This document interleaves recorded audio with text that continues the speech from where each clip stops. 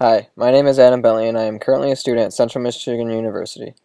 I'd like to welcome you to part 1 of 2 videos on how social media and supply chain have merged together to form what is called social supply chain.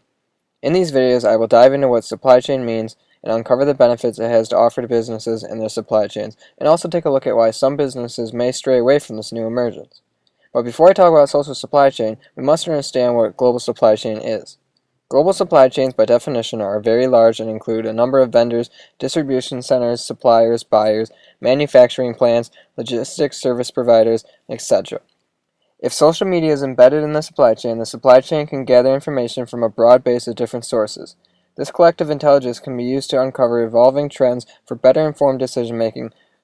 You may think that social media is just an excuse to hop on Facebook and that there is no value in the supply chain, but in fact it has a bigger impact than most would expect. Studies show that 1.5 billion use social media on a global basis, with 70% of businesses using it. Of Fortune 500 companies, 77% use Twitter, 70% have an active Facebook page, and 69% utilize YouTube. Companies are not using social media to socialize, rather they are using it to grow their business and bring value to their company and their customers. It is estimated that a potential value of social media across the value chain is more than 1 trillion annually. How well a supply value operates is reliant on how well the collective knowledge is shared, communicated, and acted upon. In fact, I would go one step further to say that an organization that has exceptional performance of their collective knowledge across the value chain is an organization that is overachieving in the marketplace. Social media tools can be leveraged internally to build that collaborative social business environment. This can take the form of social communities from cross-functional, cross-border teams, or just an alternate form of communication. Social media tools can also be leveraged across the entire global supply value chain to enable the collective knowledge. This would be an integration of internal and external communication. Increasing the visibility of both the supplier, retail, and customer supplies is where global supply chain and supply media can really provide competitive value. Now we know what global supply chains are, and we know what social media can do and is doing for businesses. But how do we bring this into our own organization? A good first step is to access organization's social presence. Although a company may not be formally using social media tools, the chances are that a significant number of their employees are.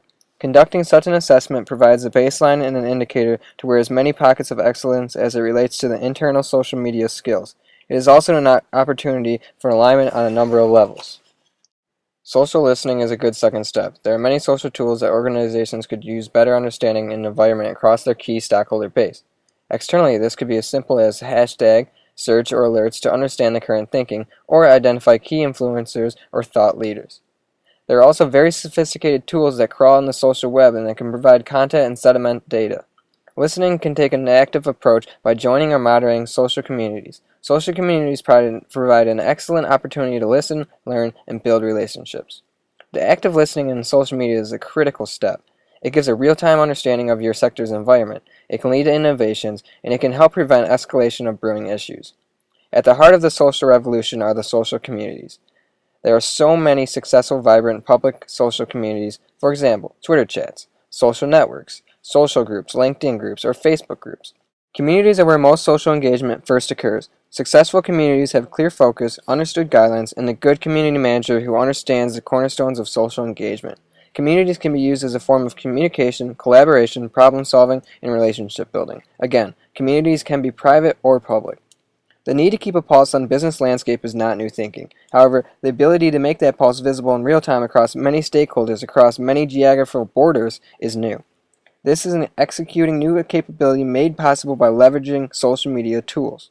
Taking advantage of the collective knowledge described above, together with social curation, social mapping, and social groups, can lead to the ability to build valuable social intelligence. This concludes part 1 of social supply chains. Tune in to part 2, where I dive into why businesses may be holding back from jumping on the new social supply chain bandwagon.